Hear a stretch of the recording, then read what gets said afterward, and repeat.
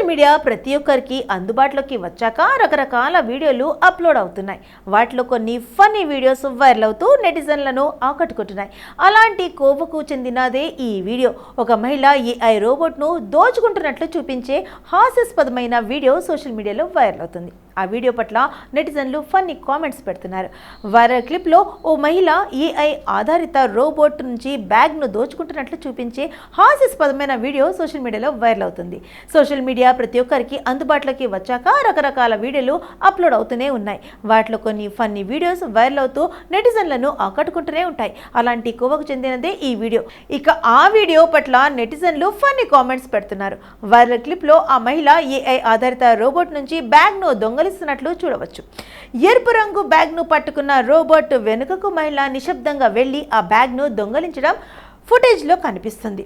ఆశ్చర్యపోయిన robot తన bag కోసం చుట్టూ చూసింది. తన బ్యాగ్ ఎవరో తీసుకున్నారని గందరగోళంగా ఆ ప్రాంతంతా పరిశీలించింది. రోబోకు ఆ మహిళ మీదే అనుమానం వచ్చి ఆమె వైపు చూసింది. అయితే ఈ వీడియో ఏఐని ఉపయోగించి రూపొందించినట్లు అర్థమవుతుంది. ఈ వీడియోను ర్యాండమ్ అడల్ట్ అనే ఇన్స్టాగ్రామ్లో పేజీ పోస్ట్ చేశారు.